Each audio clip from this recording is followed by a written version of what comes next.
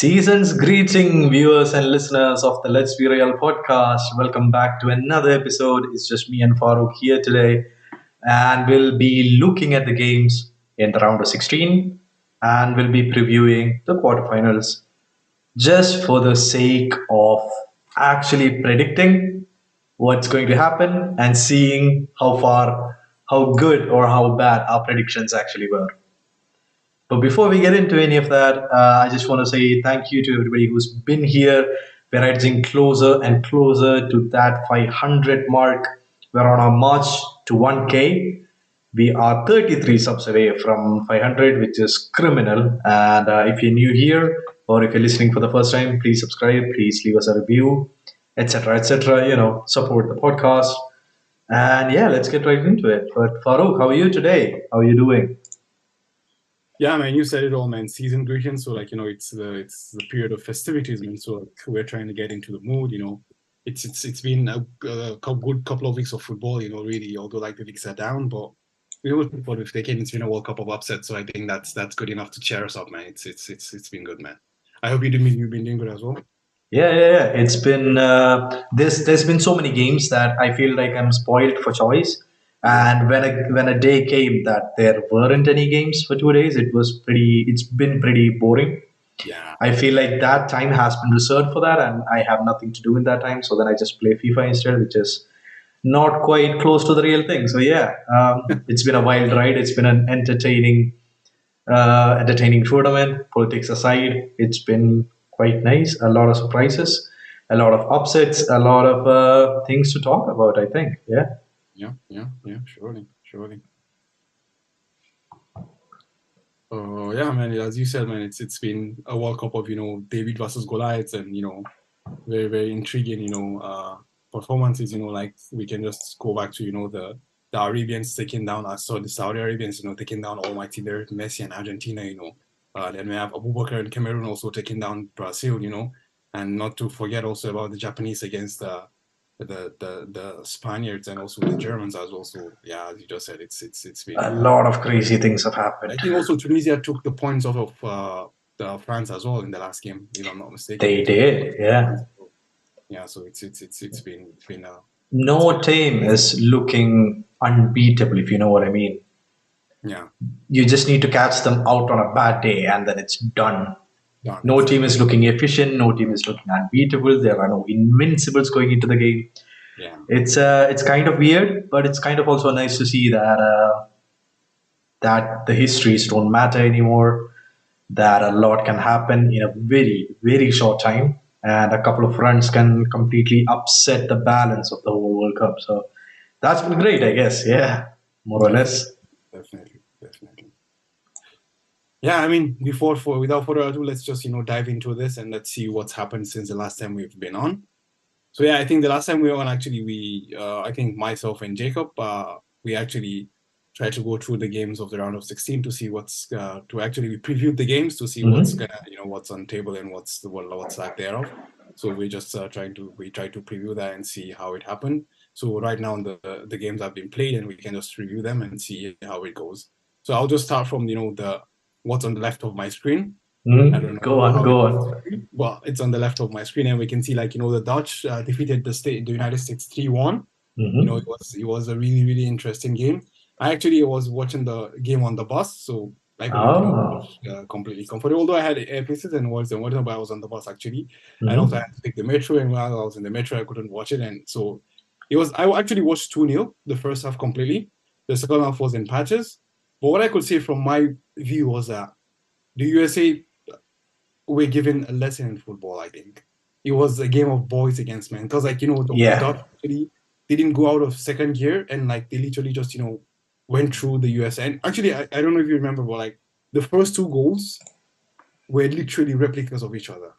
Absolutely, they just picked apart the defense like it was nothing. Exactly. It was just a simple cutback, from the fullback. It was Memphis and it was Daley Blind, and it was just simple cutbacks, for the two goals, and it was it was a goal, I think. And actually, I think that was a game, that's prime Louis van Gaal game, because Van Gaal placed a lot of attention on the fullbacks, So it was a game that actually the wing backs actually came to the fore, and I think for the US it was it was a lesson, honestly. But I mean, if I'm the US, I don't bother too much because the US has a lot of young players, you know, and I think they even reaching this stage, considering the group that they were in, I felt it was an overachievement in my opinion, because the US against with together with Wales and Iran, and these are very good footballing nations as well.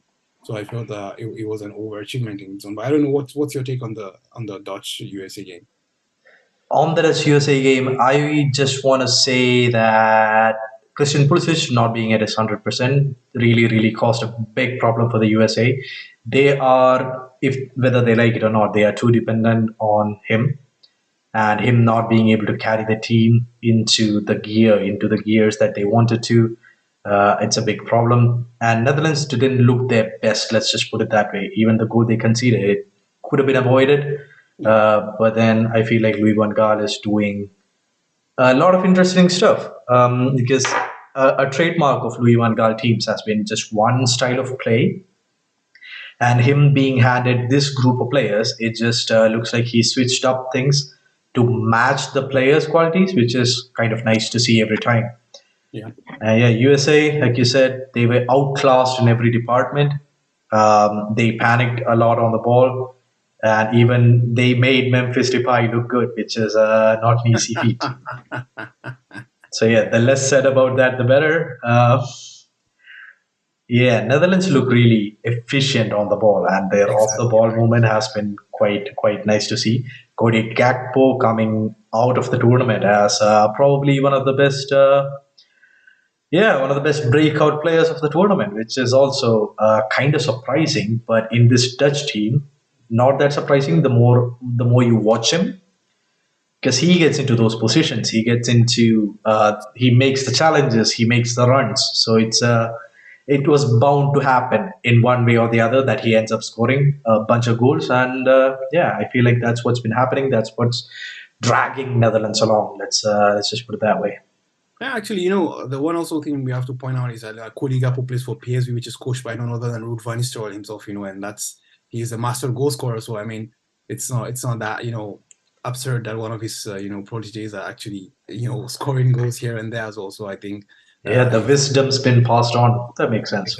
exactly. So he's taken a couple of notes from, you know, from one of the greatest to ever play the game as well. But actually, I also want to shout out, you know, Yunus Musa from USA as well. Like he plays for Hmm. Valencia in Spain, and honestly, like although I've seen him a couple of times in La Liga, and like I mean, in the at the World Cup, I actually felt like he held his ground, especially against England. Like I mean, I was really impressed by him. Honestly, like I felt like he's a player that actually, you know, and I think he turned 20 at the World Cup, so I think he's someone who can actually, you know, develop into a very strong midfielder. Honestly, so I would keep an eye out for that player, to be honest. Yeah, the England USA game, like how we said last time, there was a lot of hype surrounding it, but then it came, and maybe because of that hype, it amounted to nothing. Although we were able to see some really good performances, it was a really cagey affair. I thought we'd see the same in Netherlands versus USA, but USA at the end just let themselves down, I guess.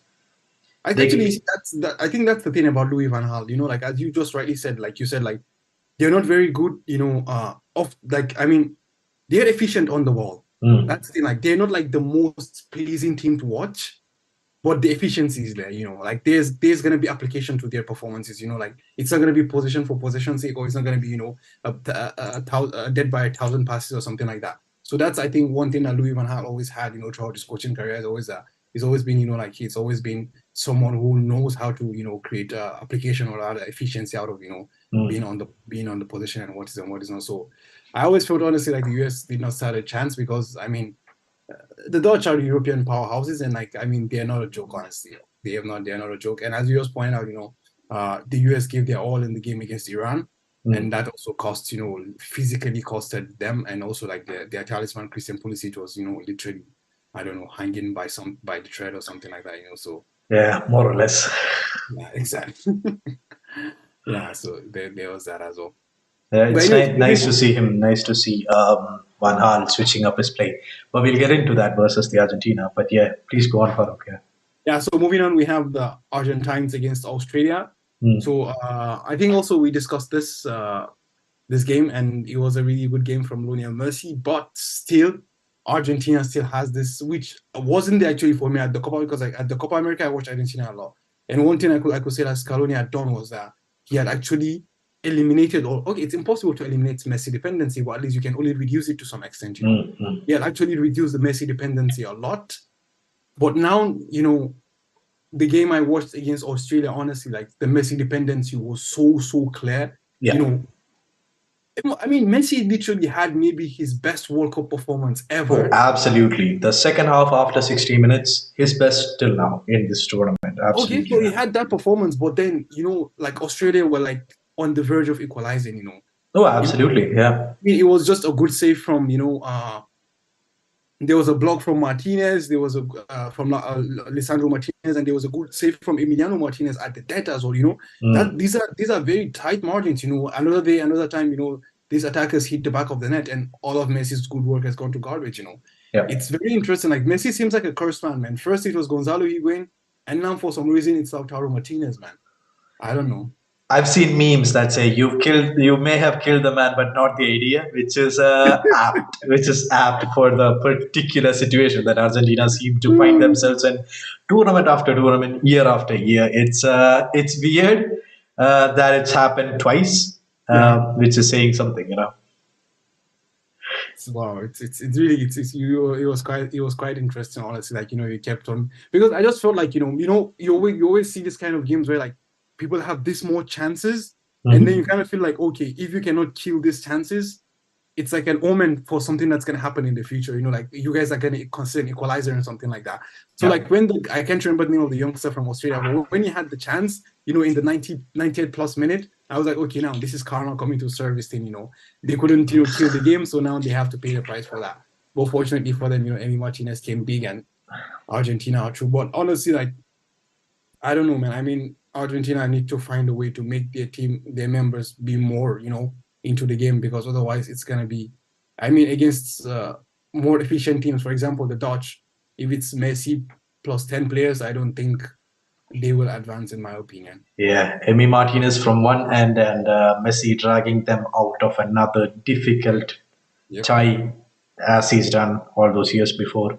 He's still doing it, but then it has to be questioned how long more Exactly. can he keep doing it? Can he do it for three more games, three of the most important games, perhaps in his career at this point? Yeah, Interesting. Anyways, moving on, we had the Japan against Croatia. This is a mad. game actually. Yeah, we had a watch along for this game, so it's a game close to our hearts actually because of Doris. Yeah. So yeah, it was a really tense game, honestly, and I didn't expect it to be that tense, Farooq. First off the bat, I'll just tell you this. I thought Croatia should, would, and could have buried Japan, especially, I don't know, even in extra time. It just looked like Croatia had the more yeah, pressure, but they did look a lot tired, which does not set them up for success later in the tournament. But yeah, at the end, Croatia managed to win 3-1 on penalties, which till that point, that was the one from Japan, was the worst penalty performance in the tournament so far. Another team managed to beat the expectations. We'll talk to that in a minute.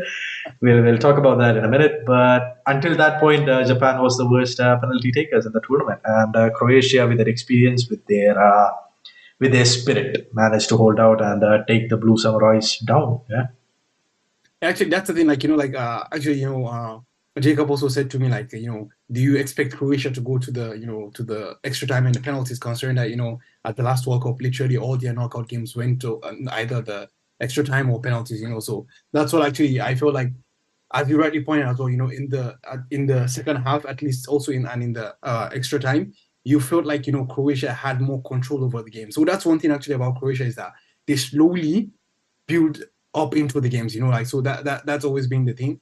But I always also felt like, you know, Japanese, because like the trademark of the game is on running and pressing, you know. I Mm-hmm. don't think there's any team that can press for 120 minutes. You know, you would eventually, you know, run out, you know, wear out. And that's the thing, like, you know, when you have technicians like, you know, Marcelo Brozovic and, you know, Mateo Kovacic and Baron d'Or winner Luka Modric in the middle of the park, you know, that is, you know, that's I mean, that's the game that they're built for, you know. When Japan gets, you know, tired and slower, you know, eventually they grow into these games, you know. But unfortunately, also, like, these are no young players. You know, I think Marcelo Brozovic is like 32 or something like that. Luka Modric is literally a grandfather on the pitch, you know. And then although Kovacic is a bit younger, well, I mean that's these are players who are also older, so like the physicality takes its toll on them as well. So yeah, I mean, but then anyways, like Croatia had Livakovic. Although you said it was bad penalties from Japan, I just want to look at it as good goalkeeping from Livakovic as well. Oh, So absolutely, yeah. it was. I mean, you could remember Daniel Subasic. I think Subasic saved also three penalties. I can't recall against who he was. He saved three penalties as well, and you could see Livakovic here following in his in his great footsteps. Yeah. He made Subasic really really proud, and I'm really happy for Croatia and for Doris as Big well. footsteps to follow. And talking of Doris, speak of the devil. Doris is in the chat saying, yeah, Croatia got exhausted by Japan. They drained everything out of us. And I think the players will be dead tomorrow. We need Maher. Well, interesting, Doris, especially because we think at least we think that you'll do a watch along tomorrow, which would be absolutely sensational um, to see Croatia battle it out I hate to against say this Japan, to you. against Brazil. I But hate to say this, like we all love Doris. She's a good friend of ours, but I mean, Edu, you should get your screen recording available tomorrow and let's get to see, reactions. yeah, we are clipping it and we're making it into a reel for the next time. I mean, How Doris reacts, but we can have a whole show just reacting to Doris's reactions or something like that. I feel, depending on how it loading. goes. Yeah, I'll write it down in case we need ideas. But yeah, that's actually true. It's a midfield battle and it's an aging midfield. But Croatia until now just had that spirit just to drag them through. It doesn't Yes. matter how big the opposition is. They just hold on until the end. It's a trademark of having Luka Modric in the team. A team that has him just doesn't give up until the last minute, and then they just, yeah, they pull through. And Croatia have continuously been doing that, and it's something that we've come to expect, respect, and fear from them. So yeah, Japan, Croatia winning 3-1 on penalties. I didn't think it would go. I didn't think it would go to penalties, but yeah, Croatia still came out on top, just like how we predicted. Yeah, exactly. So moving on, we had Brazil, Korea. That was the second game of the day for the round of 16. And Such a fun match. Such a fun match. I mean, it's a fun match if you're not Korean, right? I mean, if you're a neutral, yeah. I mean, it was really fun to watch Brazil have fun on the pitch. And I think I read it online, or I don't know if I read it on Reddit or on one of the blogs. It just said that a Brazil team, when they're having fun on the pitch, is very dangerous. When they look nervous, it's always bad. And this Brazil team looks like they're having all the fun in the world. The dancing, even Tite is dancing with them, which makes them automatically favorites to win the World Cup. But yeah, they have a tough matchup coming up against Brazil. Any thoughts on the Brazil team or of South Korea's performance? Yeah, I think the game against Korea and Brazil, actually, honestly, it was a really sad game to watch from a Korean perspective. But boy, were they balling! And I would, as a real fan, I would hate to say this, but I think Barcelona actually were expecting to buy Brazilian Rafinha, but they bought the Leeds Rafinha. Because I've seen a couple of Barca games this year. I mean, Rafinha is not balling the way. I don't know, maybe it's about the freedom or what like thereof. But the way Rafinha balls for Brazil is different, man. It's such a different energy. It's crazy. Holy God, man. I mean, even Sunaid was saying, like, you can see Richarlison, man. Like, it's R9 gone, R9 back, man, It's mad. Really, like, this team is crazy. And you could actually see, they were subbing Rafinha for, what's it called? For Anthony, bringing on Rodrigo, I mean, these are crazy subs, man. I mean, Rodrigo, Anthony, unfortunately, Gabriel Jesus is injured, You look at I'm pretty sure they even substituted Allison at one point for Weverton, exactly, just to give him 10 minutes. Allison, how do you sub a goalkeeper off in the 75th actually, minute or something? By subbing the goalkeeper and bringing on Weverton, actually, they become the first team in the history of the World Cup to use all 26 players. They can do that. They can afford to do that. They're pretty much the only team who can afford to do that. It's crazy. I mean, this team is so stacked. I mean, right now, not getting to the final is literally a sin, man. I don't know, man. I hope that's not blasphemy, but that's just what it feels like, man. Like Brazil not getting at least to the final is literally like a sin, man.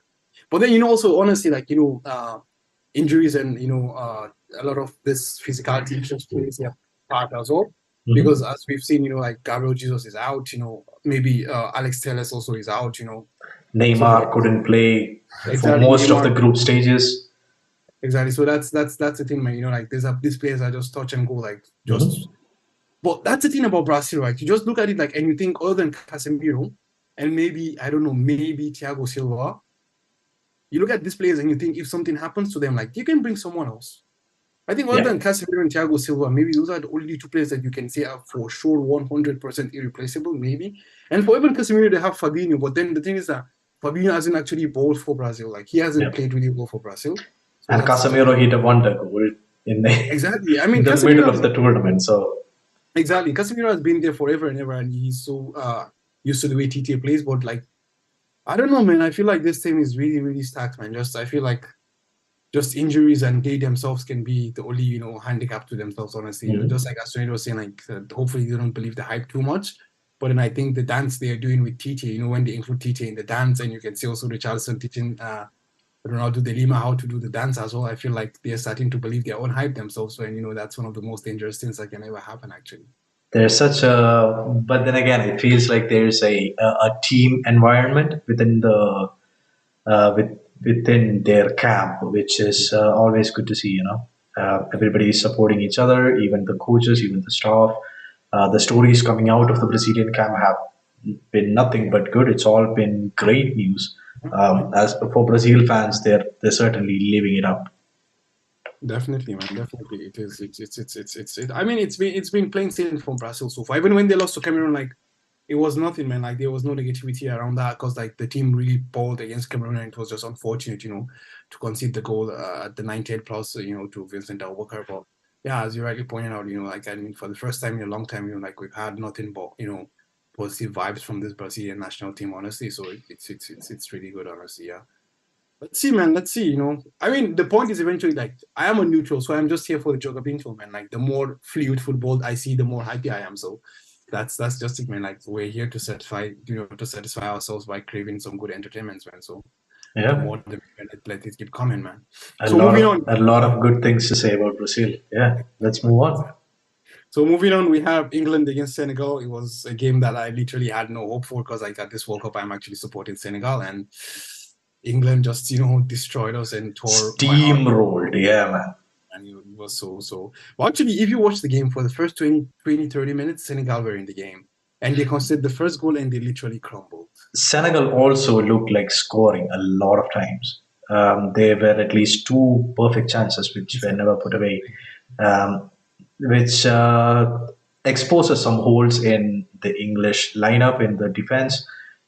It is what it is. Senegal couldn't finish, and England won 3-0 against Senegal. Phil Foden looking like a region of a lot of legendary players. Yep. Jack Grealish just balling. But the most I have to say is about Jude Bellingham. Is definitely my favorite player in that English lineup.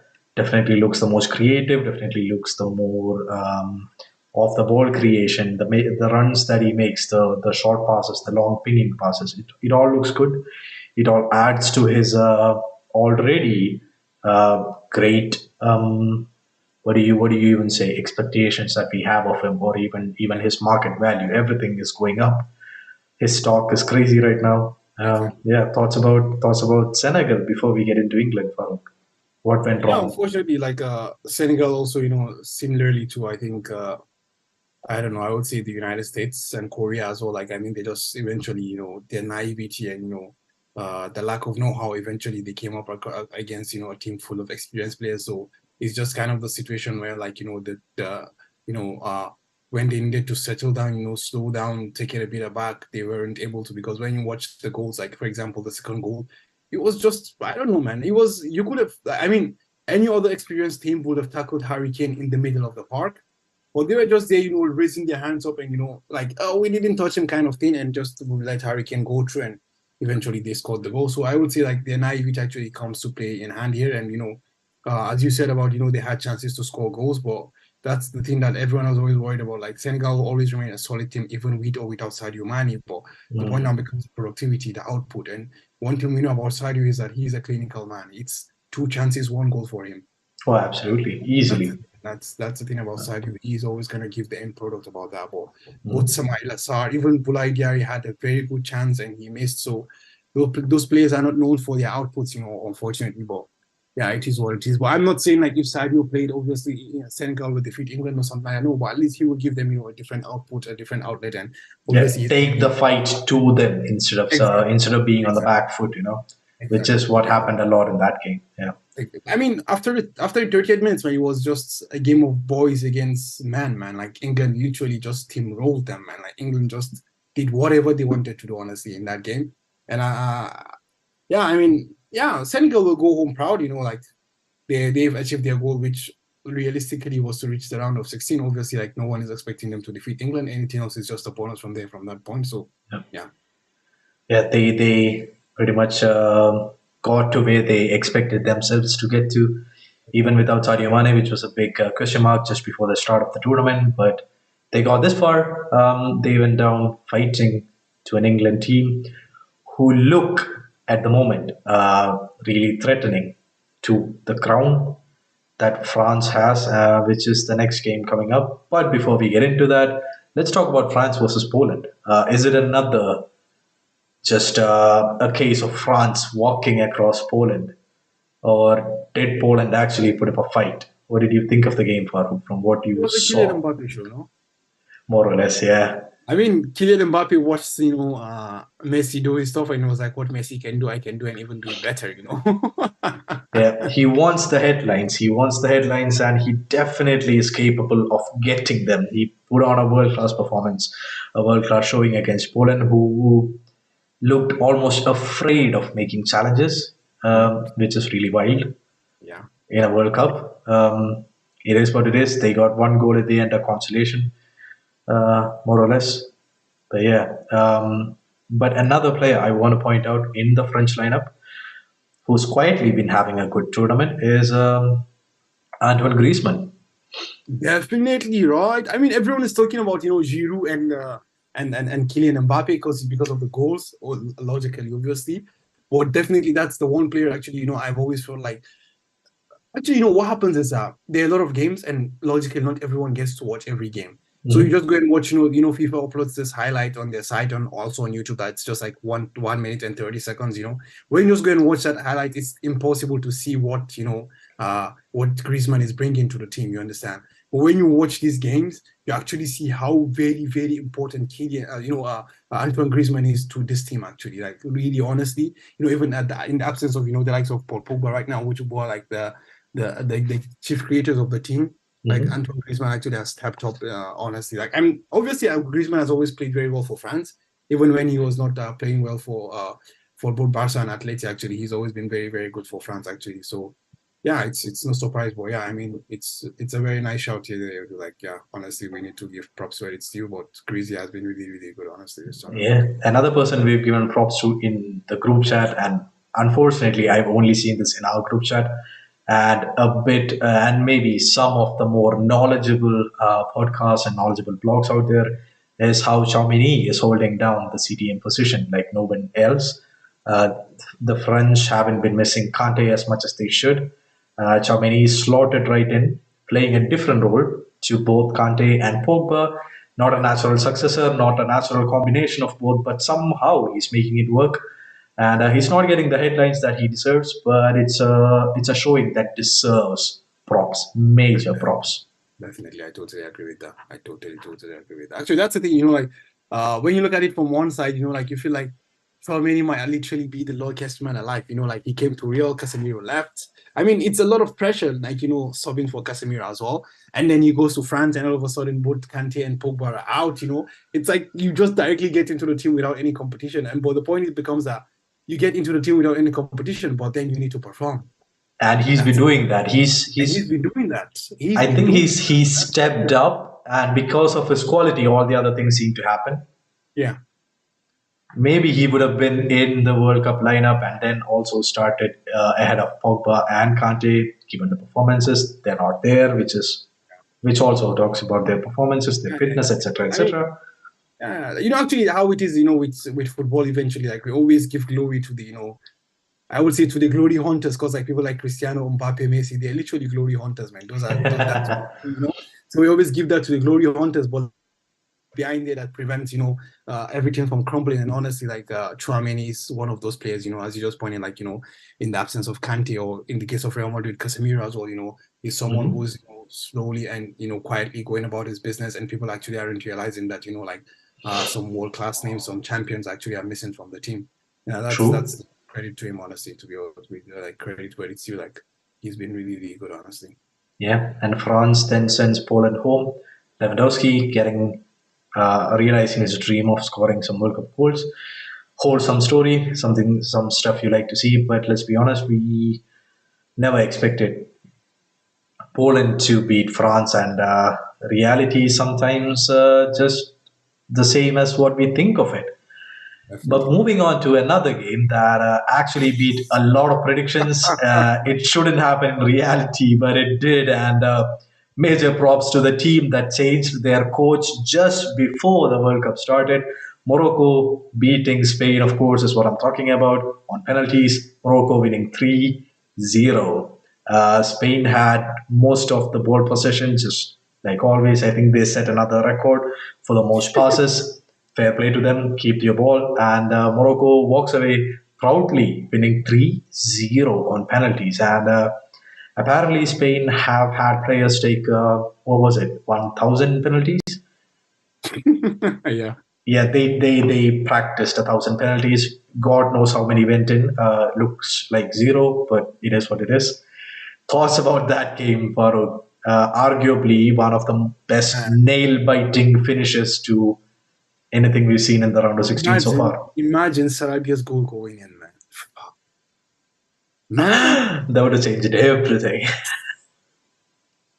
honestly, honestly, like you need to see that Spain actually, if you remember, lost to Italy at the Euros in the semi-finals, similarly against Mhm. penalties. I think Gigi Donnarumma saved 2 penalties in that game. Yeah.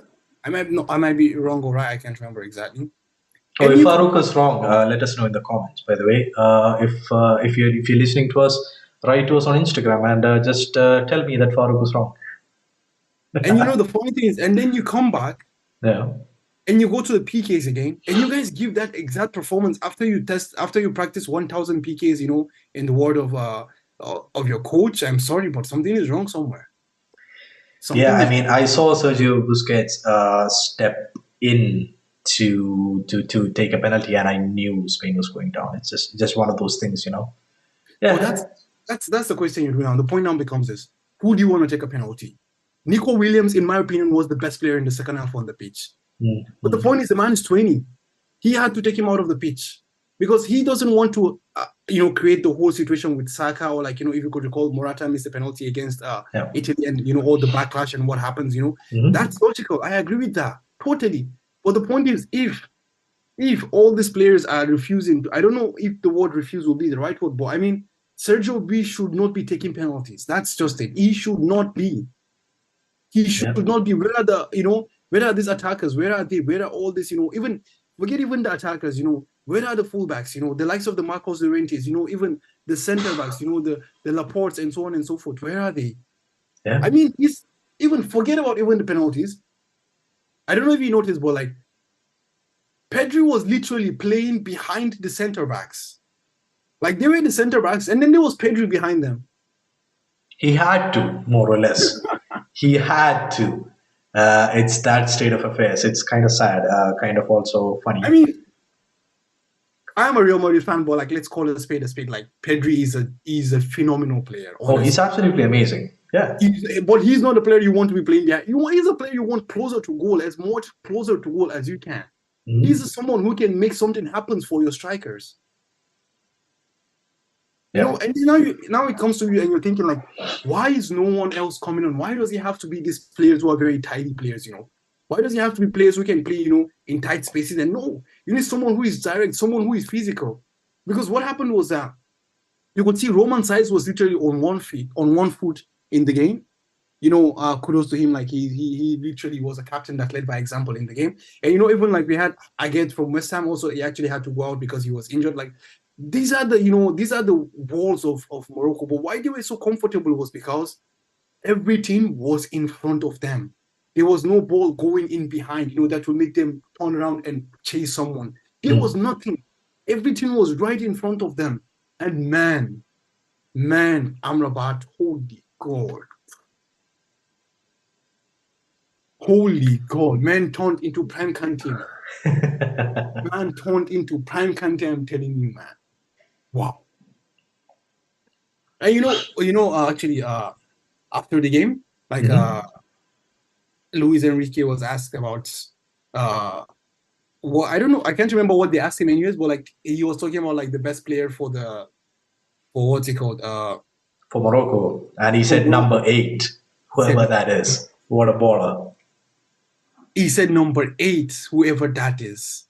And I'm here thinking that someone who is being paid, to prepare for these matches, you'd assume that they've actually done, some what's it called? That their homework, yeah. They've known that this is what this person does, this is what that person does. But that tells you a lot about, how it works. Yeah. These people go into it. And the number 8, his name is Unai. Actually, he's I think he plays in Holland. I'm not sure where he plays. I think I'm not very sure about where he plays. Was he Holland or France? I can't recall. But man, what a performance, man! I think he was also 21 or 22, something like this. I'm not exactly very sure because I just checked it after the game, but I can't recall right now. Or his name was Unai, I remember. But what a performance, man! God, like it was. Man, those players deserve everything. Honestly, those players deserve everything, and really, really like Spain and their 1,000 passes. Yeah, to hell with that. Honestly, I've never been a huge fan of the 1,000 passes of Spain. I always find it boring, as I have said previously. But honestly, like, yeah, the Moroccans actually did very, very well, man. And also, man, in the first half we had what's his name? What was the name of the winger from not Ziyech, the other one? There were two wingers. Buffon.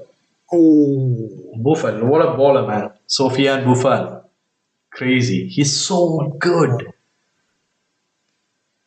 I mean, even Morocco could have won the game in no regular time. Like if their striker actually had just found a way to shoot the ball behind on target, rather I would say, because like he was just hitting straight at the goalkeeper for both chances he had. But honestly, like this game was just a game. Honestly, I felt like it was a game where the Spaniards went through with a lot of arrogance, and actually they got a dose of their medicine. Like they got rightly what they deserve, in my opinion. Yeah, the things that went right for Morocco, at least in my opinion, is that their off the ball movement was absolutely phenomenal. They were covering the spaces. They were just doing their homework right. They're comfortable playing off the ball, which is not something that you'd expect to see from a team like that. It's pressure for pressure, chasing the loose balls, etc., etc. They did all of those things right, and just about Unahi. Unahi plays with Buffal both for Angers in France. So yeah, that's the connection there, and both really good players.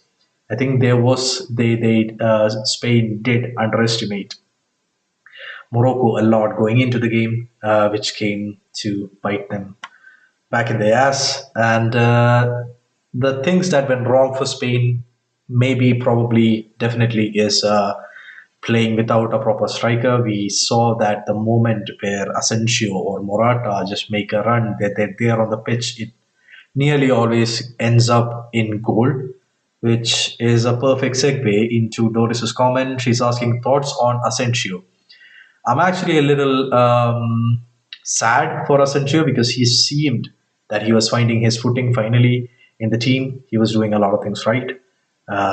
Even if he didn't open the scoring whenever they opened up a chance, Asensio always looked dangerous as the actual striker in the team. And when he was subbed off, Morata came in, also bagged a goal in the game that they won 6-1, I think, in the group stages. Yeah, it's Yeah, I think Morata has 3 goals in the tournament as well. crazy. Yeah, he also scored against Neuer.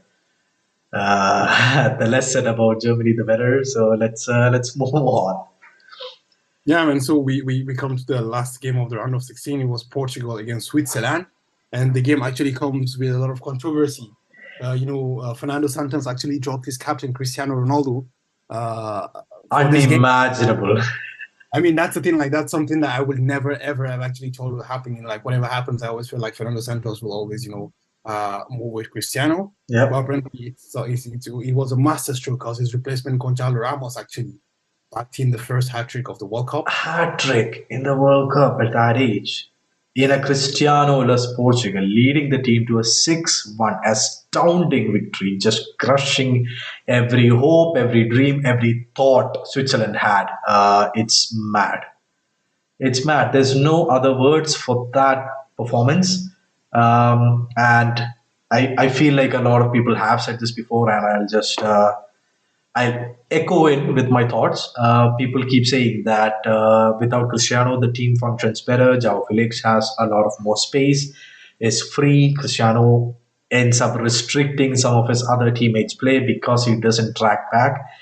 To which I just want to say this system worked against Switzerland. And when you're coming up in a different game against a more cagey team that doesn't allow that much space or pressure, you need somebody in the box to finish. But we'll get into that discussion later on. But yeah, Gonzalo Ramos, it's just a crazy performance to say the least. Props to him. Hat trick, first hat trick of the tournament. Yeah, man, crazy stuff. Things I Yeah, never thought I'd see from Portugal. it was a really good performance for Portugal, honestly. Like, I've always, had the feeling that eventually when Cristiano and Fernando Santos move on from Portugal, we will be seeing, a lot of really crazy things from Portugal. Because honestly, like, they have a lot of crazy players, Leao, João Felix, the Mhm. Bruno Fernandes, we have Bernardo Silva. Like, these are very, very good players, even Ruben Neves came up from the bench in this game. Actually, those are really, really good players. Even you consider the likes of Paulinho from Fulham. There's some really, really good players there, actually, honestly. So, but I've always felt like the Swedes will always be, like a very weird team to play, because like the Swedes are a team full of experienced players, and they're always there, in every tournament, in the knockouts. They're always there. Like, they're always just there lurking. Like, okay, they're not gonna be like favorites for this tournament.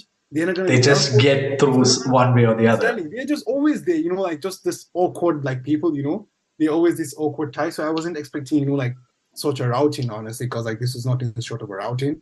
And honestly, like, kudos to Portugal and Fernando Santos, because I never expected like Fernando Santos can actually, like, I mean, a Fernando Santos led team A can actually play masterclass from Fernando Santos. Yeah, exactly, can actually play this good in the knockout phase of a World Cup. true, I honestly did true. not expect that. So really, that it was a really, really good game, honestly. Yeah, Uh, the Swiss defense looking less like Swiss knives and more like exactly, Swiss man. cheese Honestly, with exactly. the So with the with the whole holes in them and everything. But yeah, exactly. Wow, it was. I mean, you need to see the way they were scoring the goals, man. And also, yeah, I had this in mind. Shout out to João Felix. Honestly, that he looks man. so happy playing in that system, man. It's so good. He's such a creative player. It's not even about the benching of Cristiano like thereof. For all the games I have watched with Portugal, which is all 3 games, including this to become 4, João Felix looks like a reborn player. Honestly, he looks like a You can total. I don't see know. his potential in these games compared to whatever he's been playing at Atleti. I swear, man. He's forced to be a system player between Fernando Santos playing his version of football and Atleti playing their own. As Sunaid likes to call it, it's football terrorism. I leave that up to interpretation. But João Felix in this particular system, in this particular tournament, has looked his happiest playing, which is saying something. Honestly, he's a baller, man. Like, I mean, if you watch these games, you can actually understand the hype that's always been around him. Honestly, Mhm. he's been a really, really good performer at this World Cup. Credit to him as well. And I also just want to shout out Pepe as well. I mean, the man is about 40, man. Honestly, like, and he's still Evergreen hero. He's holding down the defense like it's yeah, man. nothing. Honestly, like it's he's been a really, really good baller as well. Honestly, Pepe is. But that's the thing about it. Pepe has always been not someone who is always, relied on his pace that much. So he's always been someone who is about, anticipating, intercepting. So because of that, similar to Thiago Silva as well, like you see, like these guys, although they get older, but because they've never actually relied much on the pace and like they're on that what is now, they're still able to, at least maintain a level of, obviously not as good as they were before, but at least they can still maintain a level of, good football as well. So yeah, shout out Yeah, to this guy. Pepe is matured into a very mature leader in the defense, which is not something that I thought I would ever say. Looking back on Pepe plus Ramos His career is performances, early on, right? yeah, Real Madrid legend for all the right reasons. And But the I wrong never reasons thought, as well. yeah, let's not get into that. And I never thought I'd say, I'd see the day that I'll talk about Pepe, that he's a mature leader in the lineup. Yeah, man. Yeah, he was really good. It's been a really good one. Yeah, I think with that we come to we round up the discussions about the round of 16 games. Mm-hmm. So now I think it's time to move on to preview the quarters, which is going to start tomorrow. I think it starts with Netherlands, Argentina, then Croatia Oh, against no, Brazil. no, the other way around. Croatia versus Brazil first. Sorry, Croatia versus Brazil first, and then Mm-hmm. Netherlands, Argentina, and then we move Yeah. on to Portugal, Morocco, and then we have France against England. Yep. Okay, then I think it's best to start from the very first game. Maybe you want to, just take us through the very first one, Brazil against Croatia. I think Doris has already said in the chat that Croatia look tired, and she just hopes that it's not a 4-0, because honestly, that's what everybody is expecting. The Brazil team look, first off, like we said, they're balling. Second off, they look like they're having fun, which is even more dangerous. The more Jogo Bonito you see, the more dangerous they are, the more difficult they become. Uh, but then again, they're not looking unbeatable. yeah. So I would never, never, ever write Croatia off, because that's one of the things that Croatia has. As memes on the internet say, Croatia have the dog in them. So maybe we'll see Croatia eke out another win. If they put their mind to, they can make it a 2-1 affair, just keep Brazil nervous on their toes. I just don't see it happening personally, but we'll get into predictions in a minute. But yeah, Farouk, go on, add your thoughts for the game. Brazil Croatia looks like a game that's going to be, I don't know. I feel like the Croatians, with your experience, are going to try to create, a very, very cagey game for the Brazilians. They're going to try to, create as much, how can I say, they're going to try to create this game. They're going to try to close up the game such that, like the Brazilians don't have the space to express themselves, And I think in the game, the Neymar is a very important player. So I feel like, they might just put Marcelo Brozovic on him, or I don't know, Kovacic on him, just to That's a really, really interesting point, because that's also something that I wanted to allude to, that it will come down to a midfield battle. Neymar, Paqueta versus Croatia's Modric, Brozovic, and who was the other one on the other wing? Kovacic. Kovacic, exactly. On paper, that looks like a really, really strong midfield. It's a question of fitness and their tiredness that it will come to, probably. I think actually, if you could see one thing, actually, is that in the Brazil Korea game, like the Koreans were like, as we always know, like with as we've always seen with the Korean teams in the past, like they're not a team that's gonna kick you and kick you. They're always gonna try to play clean and fair. But I think when you come to players like when you come to Croatian players, like these are players who are seasoned, experienced players. Like they know what's on the line here. So I mean, Brozovic wouldn't have a problem kicking Neymar. Oh yeah, Kovacic wouldn't have a problem kicking Neymar. Absolutely, man. There's no question about it. There's also the point that whenever Croatia seems to be doing worse, Modric steps in to maybe do a couple of fouls. At one point or another during the careers, and especially Oh, Neymar Farouk, your voice just cut out for a minute. I couldn't hear you. Could you repeat that, please? Is it better now? Yeah. It's okay now. Yeah. I guess maybe it's the connection or whatever. Anyways, as I was saying, like, I mean, one thing we've seen is that, like these players, these Brazilians, especially Neymar and Richarlison, they've lashed out across time, And when you start to kick them, they start to get uncomfortable. You start to get them off their game. So, I mean, with Croatia now implement the dark arts, and then, we have, I think, Demagog Vida, he's also a living Croatian legend, And Vida is a really, really shit house master, There's So also it's also when you look at it that way, you can look at it from the point of Croatia. They're very comfortable playing that kind of ball. Even Luka Modric, when things don't go right, he's a player who steps exactly in, right. puts in a couple of fouls just to make the other team a little angry, a little anxious. And yeah, it might come down to battle of the shithouse, but maybe not. Maybe it comes down to talent. Maybe it comes down to technique. Maybe it comes down to I mean, eventually, tactics. that's Probably honestly the thing not. is that, let's not take anything away from Croatia. Croatia is a very talented team, But the point is, sometimes you need talent and you need to have that extra thing because, as we said, like this is a really stacked Brazilian team. You understand? But the point is, although they are stacked, these are players that actually seem like they're very fragile players as well. Be it Neymar, Richarlison, Vini, Rafinha. These are players that maybe you will try to get into their heads, by pushing them here and there for the first 15 minutes of the game, making them uncomfortable, what is and what is not. And then you try to go to the second half and try to see, if you can just ride the wave and, nick something here or there, or even go to the penalties, and as you know, penalty is just a 50-50 game, so you never can tell what happens. But on the other hand, as I said, just Avery could record Doris and, reacts to how Doris reacts to what happens. And I mean, we will need a Croatian dictionary, to translate the curses that she's gonna be. I just want to Really? say, but then something that she said previously, and something that I agree with is how good of a player Guardiola is proving to be. Class, absolutely. There's no bad word to say against him. But this will be his biggest test of them all. Him and Lovren against the creative tendencies of Vinny, of Neymar, of Rafinha, even Richarlison. Rafinha and Richarlison combined. Yeah, it will be a mad test for Croatia. But let's get into predictions, Farouk. What do you think will happen, and what do you think the scoreline will be? I mean, in this game, actually, I have no other choice than to go with Brazil. Brazil defeats Croatia 2-0. 2-0. Oh, tight, cagey affair then. Okay, I don't okay. I don't see Brazil doing the 4-5. Nah, I don't see that happening. I think it's I think for me, I mean, obviously, yeah, I agree that at least playing by stats, playing favorites Brazil have looked better on the ball than Croatia have.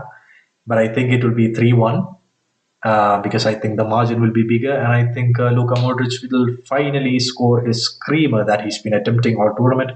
Man's been pinging in balls, doing great shots from outside the box. And I really think one of them will find target tomorrow. hopefully, man. Hopefully, at least that would be fantastic to go out on a high for Luka Modric and banging a screamer against Brazil in the quarterfinals of the World Cup. That's a really good way to go out.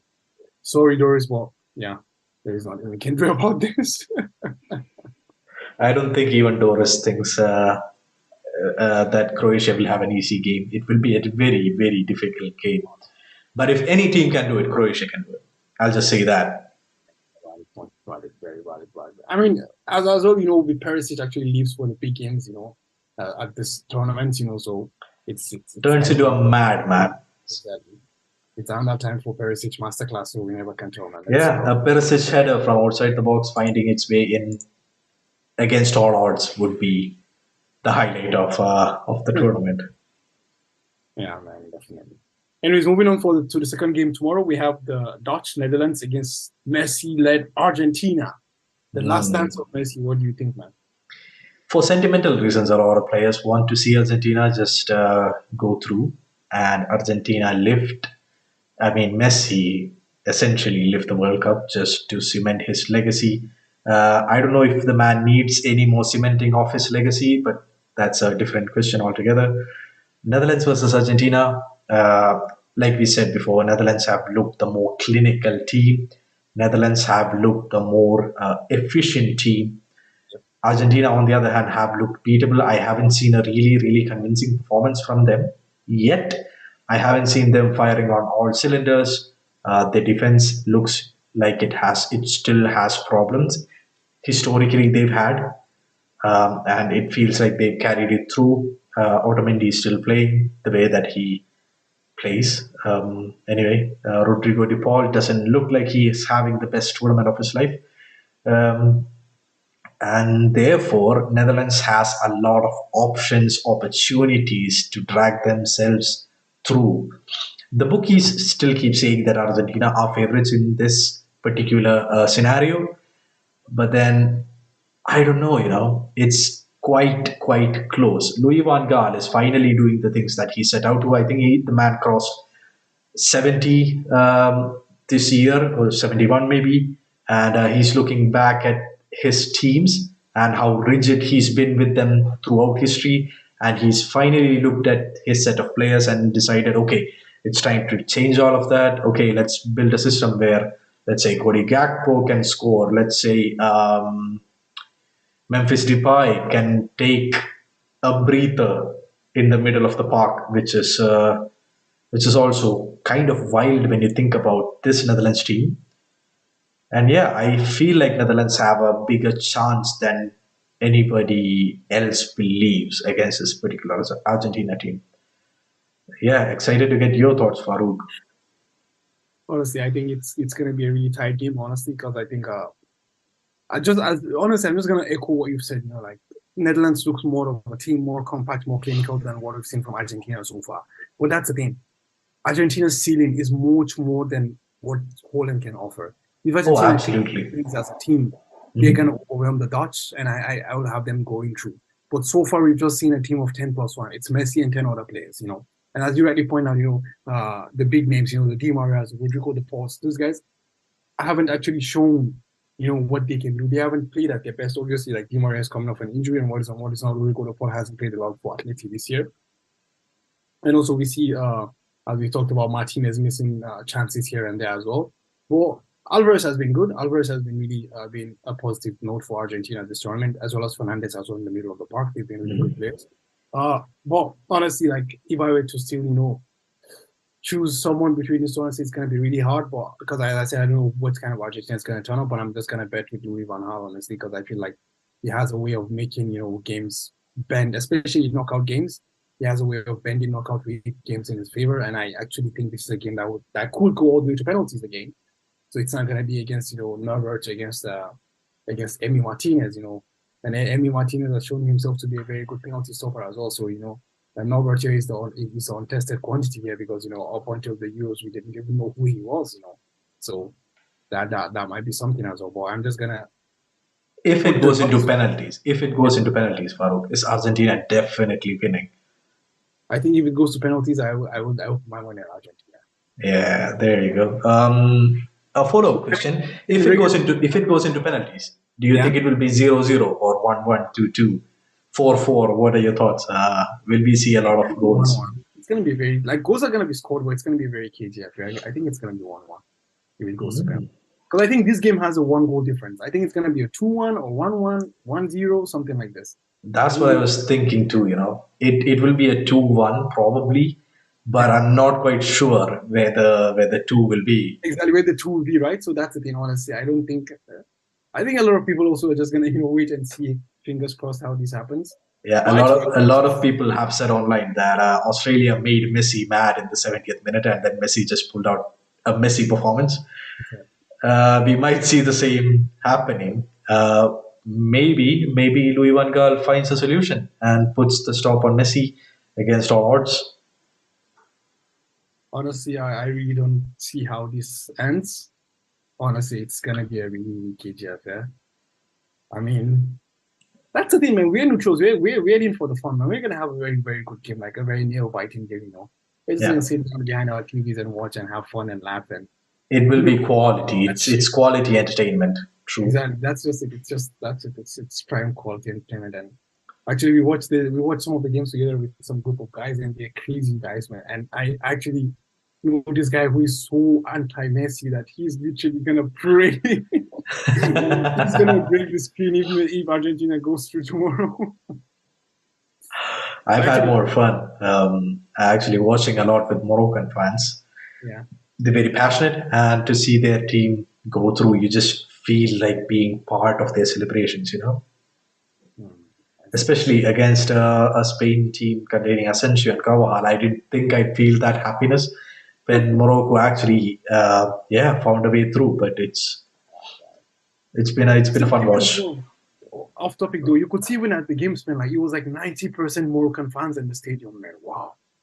And I'm Yeah. okay, but then maybe it's because of the Arab supporters, but I was just feeling like Morocco is far from Qatar, man. Like I mean, it's not like it's if it was like Saudi Arabia or the UAE, then I can understand like you guys literally can just walk across the border and go to the stadium and stuff like that.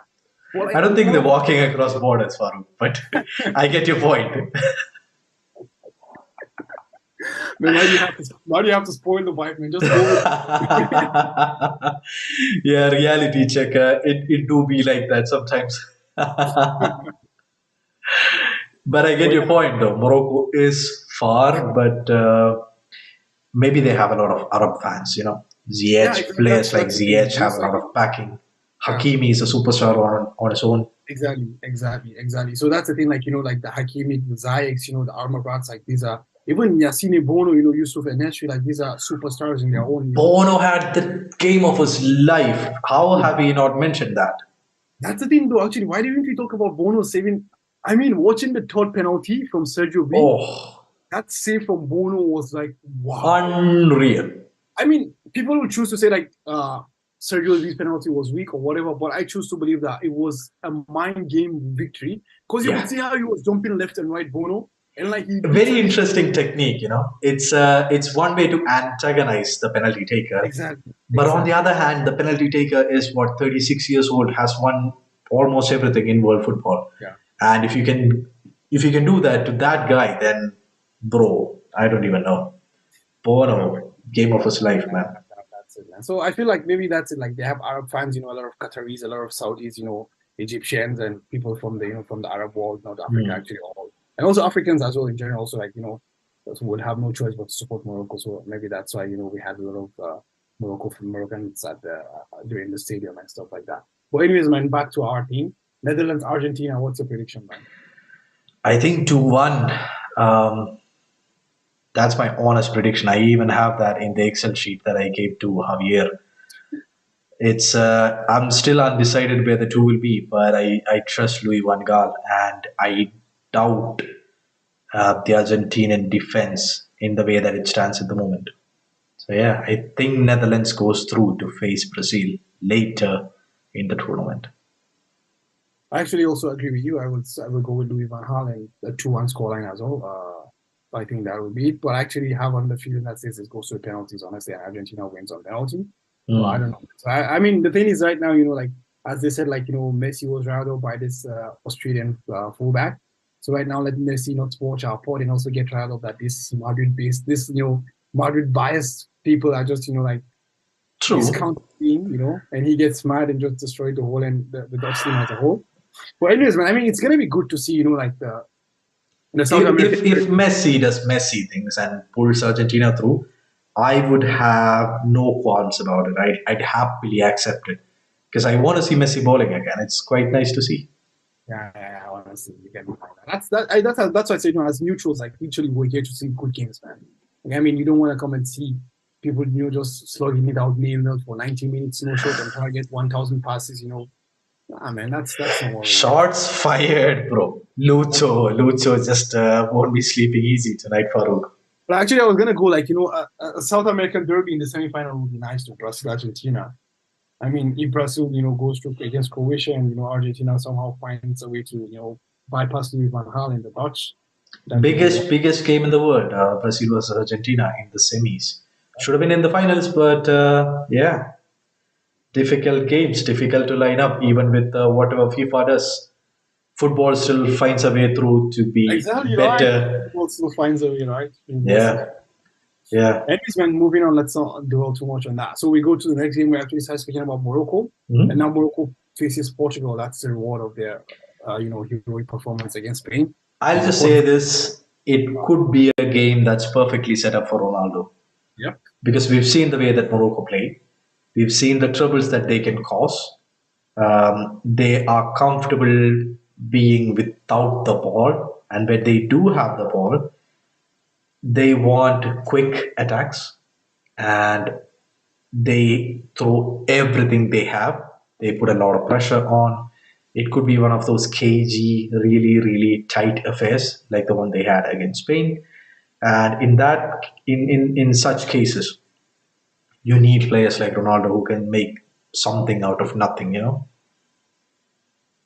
I think actually that's it. Actually, I also feel like one thing which Portugal would give to Morocco that Spain could not. I mean, I would test Morocco in a way that Spain could not is that Ronaldo is going to be there, and they're going to have to defend the balls behind them, because the point is the Portuguese are going to, with Diego Dallo, or if it's Cancelo, or if it's what's he called, or Rafa Guerrero, they will put balls into the box, and the defenders will be forced to defend the balls in behind them. And this is where, till date, I don't think anyone is better than Ronaldo in the air. So he's gonna have, I don't know, a field day. Maybe he gets one or two there, here and there. But I think, as you, I totally agree with you. Like, I feel like this is a game that is primarily made for, Cristiano. Actually, I feel Cristiano in Portugal will be able to, ask a lot of questions of Morocco that Spain could not ask, because even take away Cristiano, you have Gonzalo Ramos. Take away that, you have Andres Silva. So these are players who are like, very, and even take away that, like, one thing that Spain could not have, like, although they brought on later on with Neco Williams, they don't have that pace. You get that pace with João Felix. You get that pace with, Rafa Leao. So that's a whole different thing, for Morocco to face. So I think this will be the end of the journey for Morocco, and I think most likely maybe they'll also put a brave battle, which most likely they will do. But I feel like the Portuguese will overwhelm them with their attacking power. Sorry. Yeah, I don't think differently, although I'd just like to add that even if Morocco find a way to nullify the whole threat from, let's say, Cristiano, let's say, Rafael Leao, there's still João Felix playing his Exactly. best tournament so far. So that's Exactly. a joyous thing to see. Maybe we see a banger from him. But yeah, I expect Portugal to go through. The whole world does. Let's see if Morocco can deliver another upset. We've spoken about the quality of their players. We've spoken about their coach doing a lot of things right. It's been very tactical so far. It's played out. It's worked out brilliantly for them. Yeah, if Ziyech steps up, if Ziyech forgets his Chelsea boots at home, as he's done for the rest of the tournament, it will be a great watch. Yeah. I mean, yeah, it should be a good one to watch. Honestly, it should be. Yeah, so I just have Portugal going through this one 3-0. 3-0. Okay. You trust the Portugal defense a bit too much there, Farouk. I think it will be a 3-1 because I think Portugal will go down in the first 10-15 minutes. And it will be an uphill battle, but it will finally be, yeah, a Cristiano header that makes it 3-1. Interesting. Okay, that's it for that. So we both picked Portugal to go through. And now the final game of the round, we have the two European giants, the English against the French. England versus France. A historical a historical thing there, England versus France, has happened before in politics, in in football as well.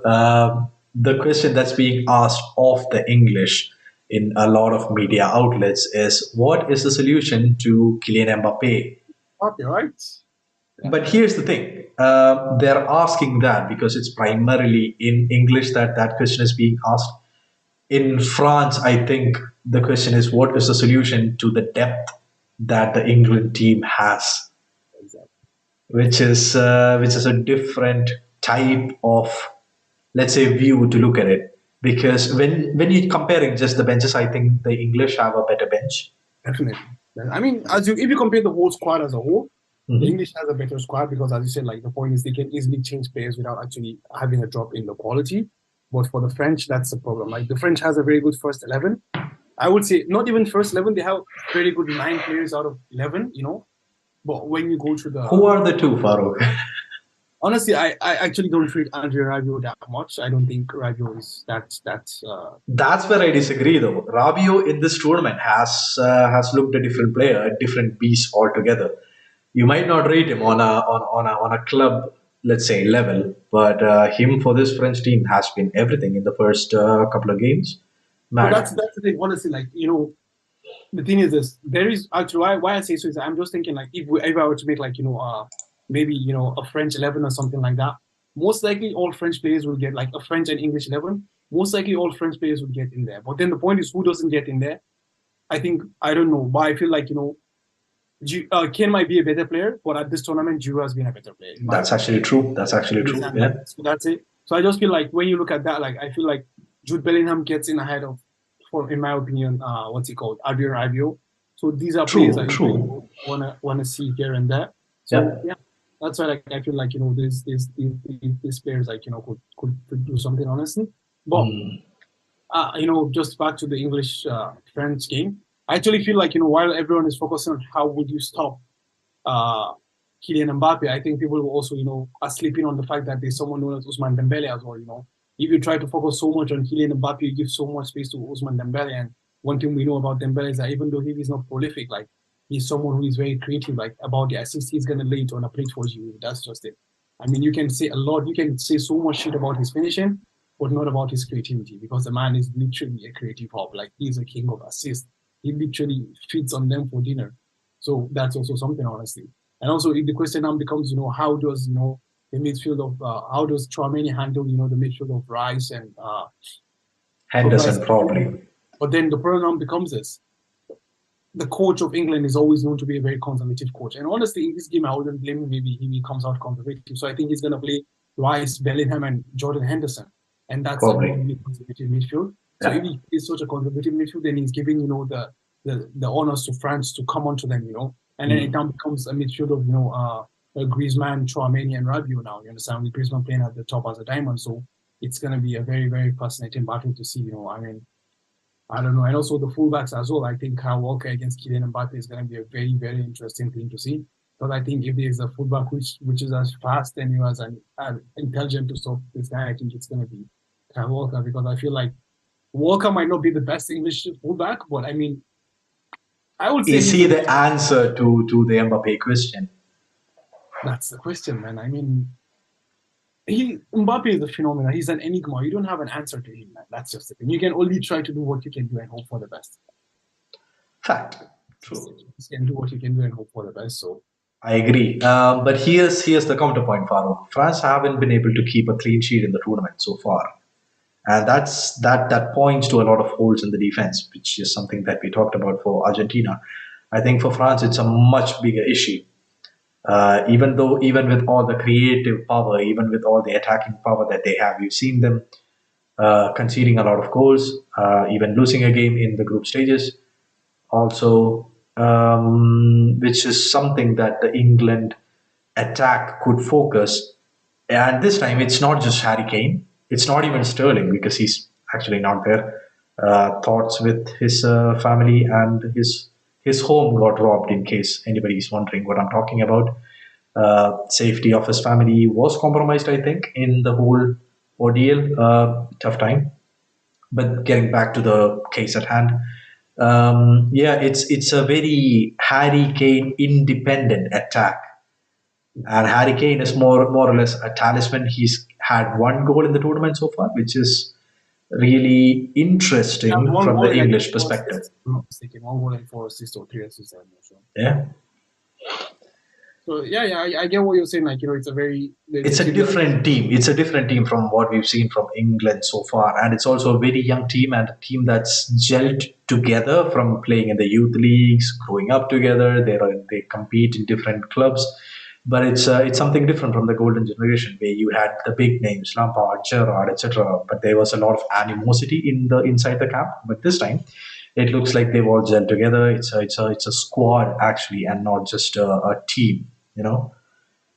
I totally agree with you, because as you said, like of the golden generation, we had these things of was Lampard a better player than Beckham? Was Beckham better? Lampard better than Gerrard? Gerrard better than Scholes. So like there was this this divide between the United, Chelsea, and Liverpool supporters. Yeah. Right now, as you just pointed out, really like it's just a unity of a single team. You see even Liverpool players urging Bellingham to join them. You see these players calling this ones the best ones. I mean they're just like literally best of mates, all of them, as rightly pointed out, because that's a byproduct of coming through the youth system together, having played together for so long. Eventually, you develop a sort of a sort of brotherhood, a sort of friendship and things like that. So it's really really obvious to see on the pitch that this is a very united team. Even when they had the whole Maguire thing going on, like they showed a united front there. So yeah, and players like Bukayo Saka, Bukayo Saka, Phil Foden, Marcus Rashford, Jude Bellingham, they've actually all Stepped played. up, stepped up. They seem wiser than their years. They're Exactly. experts. They've been amazing, yeah, and they've been subbed on and off, and it's been used in rotation. Something that I didn't expect from Gareth Southgate, but he's done that. He has the quality off the bench as well. Something that we've already alluded to. But yeah, it will be a tough game, and but also I think if you're talking about defense, I just have to mention that Harry Maguire, even with all the slander that he's getting in the press, he's quietly been having an okay tournament. Definitely. I mean, Harry Maguire has been having a very good tournament. I wouldn't even say an okay tournament. He's been having a very because like till now he hasn't, I don't think he has any error that led to short on target. I'm not sure. I think yeah. I think I saw something that he doesn't have any error that led to short on target or something like that. And he's been really good actually. He's vindicated the trust that Gareth Southgate had in him. Mhm. For him to walk up ahead of like sort of characters and so on and so forth. So he's shown that he's a real deal. That he's someone who can perform for the national team. And that just goes to say that, as we talked about earlier about even Antoine Griezmann and even João Felix as well, sometimes your club form doesn't really matter because like you find a different system at the national team, you find a different environment, a different coach who assists different teams of you who trust you more or something like this, so that even imbues you with confidence and makes you perform even at a more higher level.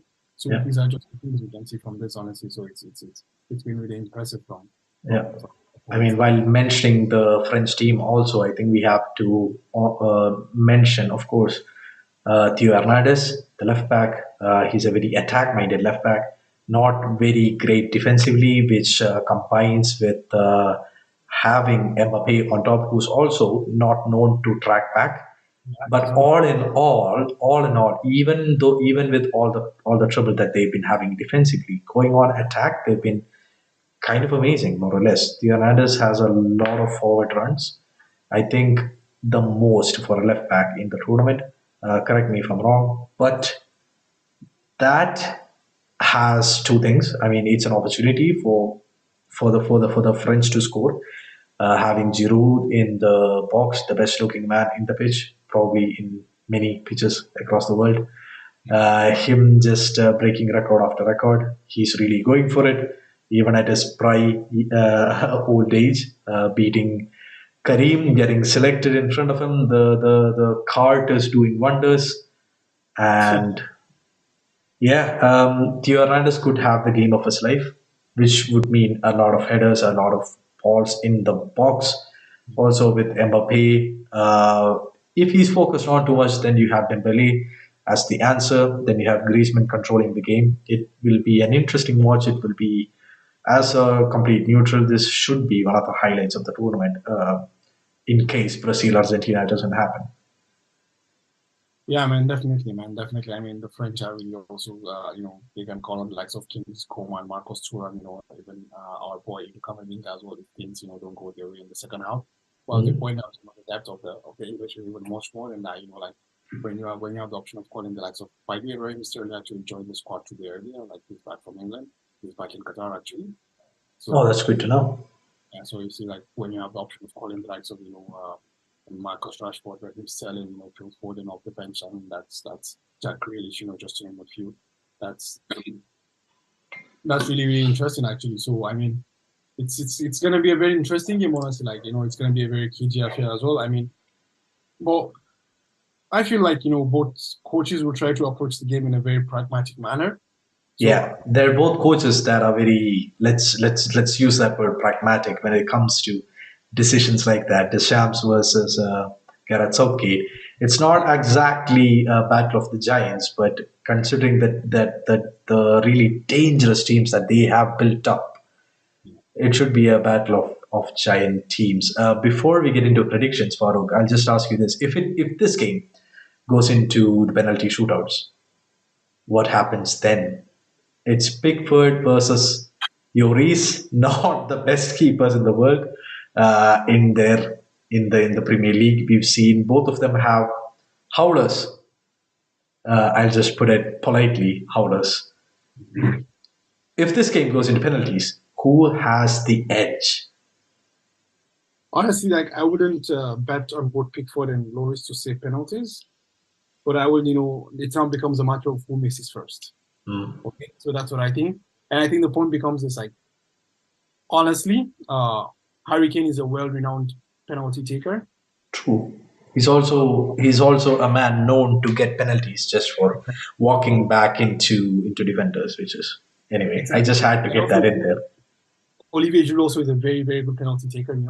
So Mhm. now, it now comes down to, the scars these players have. For example, we've seen earlier this year, Kylian Mbappe missed penalties for Paris, and the penalty duties have been reverted back to Neymar, or rather they're interchanging between the games, I think. And then also, we know what happened, at the last Euros where England lost against Italy, where three consecutive penalties were missed by, The what's it called? substitutes, yeah. Bukayo Saka and Jadon Sancho. Sancho is not with the team right now, but both Mhm. Rashford and Saka are there. And what we know is that Saka is a penalty taker for Arsenal as well, but Rashford is not because I think Bruno Fernandes and Cristiano used to take the penalties. So the Yeah, but question, he's on and off duties when so I they're think not actually, there. the point I'm trying to get here now is this, like it becomes about the mental scars. As I Mm. said, like before, what's he called? Sergio B missed the PK last in the Euros as well against Italy. You understand? So now that mental scar, that mental battle with the goalkeeper also plays behind your mind as well. What's gonna happen? So these are things that are you able to overcome this scar? Are you able to overcome this eventually? But yeah, I would if it goes down to PK, I would want to lean towards France because like the English are not don't have very very good penalty records. I think they won just once penalty once penalty shootout, and that was even at the Euros. I think that was the only penalty shootout they've won in forever and ever. So yeah, I would not. I wouldn't lean towards the English. I would lean towards France, honestly, if it goes to PKs. I get that. I get that. Yeah. Let's get into predictions then, Farouk. What do you expect out of this For match? some reason, man, I don't like the English, man. They're so very arrogant. So I just go France, similarly 2-1. I think it's going to be a very cagey affair. I don't think we're going to see a lot of goals here. And I think it's just going to be decided by a moment of brilliance. So I think it's either uh, Mbappe doing his thing or Dembele, whipping in a wicked ball or, Foden or Bellingham doing some crazy things or Bukayo Saka as well, or Harry Kane just, hitting because Harry Kane these days is like, because as you can see, the number of assists tell for themselves. So he's just like, a quarterback, man. He's just here hitting one long ball somewhere and one of the, wingers just run past the fullbacks. And as you rightly said, Theo Hernandez is a very, very attack-oriented fullback. So someone might just be lurking behind him and just one long ball over the top and the attacker will be thrown goal. So I think it's going to take just a more individual moment of magic or like one moment of, a brain fart from a center back or a fullback. So I'm going to go 2-1 France. It might happen Because to I think France Jules are actually better than England, but just, as I said, like, I just have this a bit of, not bias. much like for England. So I'll just Yeah, leave. I definitely have that bias. It might actually come down to Saka versus Jules Koundé, which is an interesting matchup that hasn't been talked about enough. If we see a lot of attack on Jules Koundé's wing, he hasn't been having the best of tournaments. He's been challenged a lot. He's also been playing with a gold chain, for people wondering. Yeah, Uh, actually, I saw that. I saw that as well. Wild. How does he get away with it even at the World Flexing, Cup? man. He's flexing. Yeah, it's crazy because I mean I guess yellow cards are temporary, and the fashion it's there for all time. But anyway, that's moving away from the topic. I think I actually do think that France will go through on a real. Yeah. I think it will be a really, really tight game. I think Mbappe will be marked unlike he's ever been before. I don't see them actually choking, but I just see them, um, yeah, see them go through with a win. I guess France just, I don't know, they feel like they have the more experience. They feel like the bigger favorites than England is. Maybe it's the young squad that they have. Maybe it's the focus on the Euros. Maybe it's all the conversation that's been happening, that the hype has been building around this young team, that it has to come crashing down at some point. The same thing that we talked about with Brazil. It might happen to the English instead. There are definitely chances that they will go through. To anybody listening, I'm not saying that they never can go through, but against this French team, I think the French, actually have what it takes to just go through this tournament with a win against England. But my predictions will be 2-2 in regular time, finishing Wow. off with extra time, 118th minute goal by France. I have no idea where it comes from, but it will make for good watching. Definitely. Drama.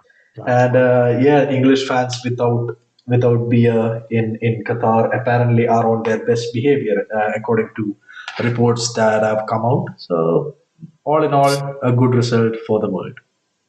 Yeah, yeah, yeah, yeah, yeah. Anyways, man, so that's that for England, France. So let's recap our semi-finalists. We have Brazil against the Dutch, and Hmm. then we have Portugal against France. This is what we're Ooh. predicting. We're gonna come Hmm. back after the games, and we're gonna review and see what's how we predicted or how good we've done, how bad we've done, and then we can also discuss that. Maybe Uh, we get all of it wrong, Farouk. Can you imagine? Doris will be praying we get it wrong for sure. Yeah, man. But yeah, that's, I think. Did I miss any comments? Let's see. Dora says hi, but that's pretty much it. I also want to shout out a couple of our viewers who have reached out to us on Instagram and sent us some of the match day footage and footage from in and around the World Cup. We posted some of it on our Instagram as shorts on YouTube, and it's been getting some pretty good reach. So thank you for sending everything in. We appreciate it, and you can tag us in your posts, in your stories, whatever. If it helps us to grow, you can suggest us to friends, etc., etc. Yeah, we're doing a lot of World Cup content if you haven't noticed. So yeah, help us out, send us more stuff. Yeah, yeah, definitely, definitely. So I guess that brings us to the end of our show for today. Do you have anything to add? Any further comments before we round up? Um, I mean, we are posting stories every other day, every other match day, where we tell our followers to predict the winners, predict the scores. So yeah, get involved, guys. Let us know your predictions and your comments. That's All pretty right, much then. So it. yeah, yeah, that's all for us from us today. So just shout out to RM Committee, Real Madrid Committee. Just check them out on Instagram. The details are below in the description. And as well, just as you pointed out, we need to our goal for this year. We have how many days left before the end years? Before the year ends, I think we have 20 days or 21 days, something like that, or 22 days. So we still have a long way to go. Our goal is to reach 1K subscribers. Yeah, 1.5 subscribers every day will get us to 500 at least. So yeah, Okay, that's our goal. okay, 1.5 subscribers a day. So who is going to be the point 0.5 subscriber?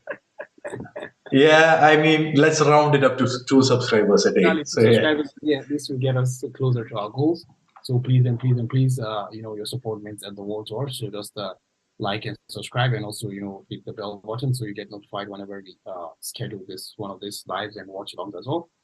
Yeah. So without further ado, then that's how we end today. Hopefully see you next time, maybe for the watch along with Croatia Brazil, depending on how our logistics go. Otherwise, then we'll see you after the quarters are done, and then we'll review and preview the games again, just as we do. And then, Hala Madrid. See you next time. Hala Madrid. See you next time. Bye bye and good night.